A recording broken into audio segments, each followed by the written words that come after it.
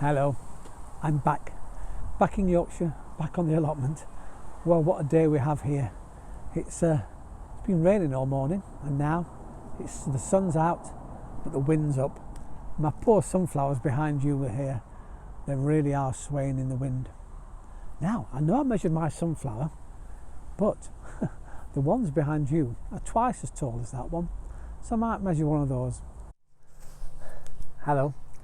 And well, I'm sat amongst my beautiful flowers here. I've got my dahlias, my cornflowers behind me, sunflowers all over the place. And well, we're going to some viewers' gardens now to see what's happening around the country. And first of all, we're heading to Rotherham, to Kate and the girls and Dan. And well, to say this is your first year that you've grown things, the results are amazing. You've had apples and blackberries and rhubarb, which you've made into 22 crumbles, which is just phenomenal. I notice I didn't get any of those, which is unfortunate. I do like an apple crumble, and only kidding, not really. But you've also grown tomatoes and lettuces, and you've had carrots out. You've been very posh. You made your homemade pesto with basil and rocket, and well, you're still growing, so still yet to pick. You've got your courgettes, your squashes, your beans, beetroots, peppers, chilies, broccoli, cauliflowers. Yes, I know I'm cheating, I'm looking down. I've had to have it written down because, well, you're growing so much stuff that you've never grown before. And like me, our peas haven't done too well this year. We'll fathom it out for next year. But what's one failure amongst all the success we're having on our allotments and in our gardens and our backyards? And we're off. Speaking of flowers, actually, we'll go down to Warwickshire, to Sarah. And Sarah's the lovely person who, at the start of my videos, you see the tree picture. Well, Sarah painted me that, so thank you, Sarah. And look at your beautiful hand-picked flowers from your gardens. Really, really special, aren't they, when you pick your own? And, well, we're leaving Sarah, and we're off down to Hastings, to Sean and Katia. And you've picked, look at the size of that tomato. It's beautiful, deep purple red colour, and look at it all cut up and ready, sliced on a plate for breakfast with, I think, a little salt on top, but very, very nice. Done in the Italian way, I believe, which is rather lovely. Speaking of tomatoes, let's head off back up to Rotherham and look at this, another beef tomato, and it's Dawn in Rotherham.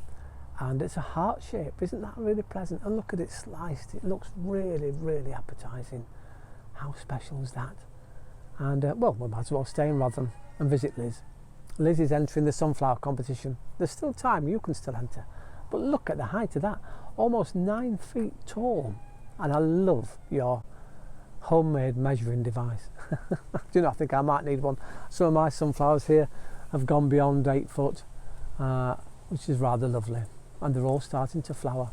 The one behind me here, which you can't quite see, has now got 4 or 5 little sunflowers on, as well as the one at the top. And thank you once again for all your photographs and text that I get. It's really lovely. But before we go, we're off down to Derbyshire. Do you remember I talked about in the preview misshapen vegetables and fruits? Well, I don't think anybody will be able to beat this next photograph. Or, if you can, send me a picture of evidence and we'll show it on next week's show. This is from Amy in Derbyshire. Look at that carrot. I say that carrot, there's probably 6 or 7 on there. That's just absolutely impressive. Now, can you beat that?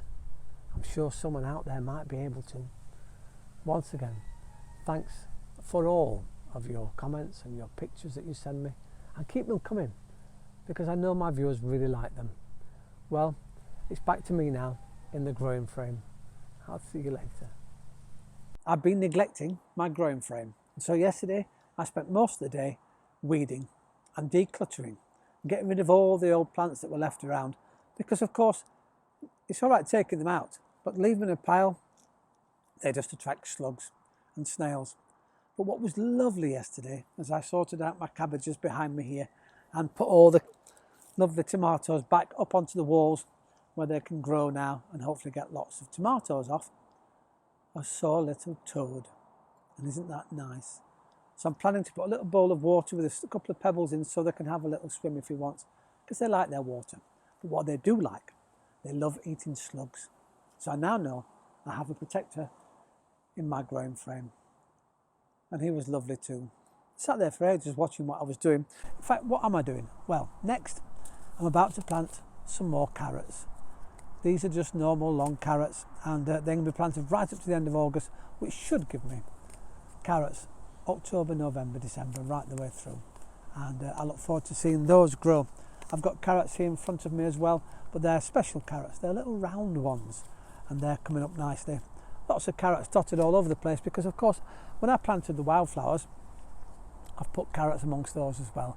So I can't wait to take those up once the flowers have died away. We've got carrots galore, we've got more turnips over there. So we're ready to have some more vegetables. Now, when you sow seeds like I've been doing regularly, don't do what I've done and forget to label them.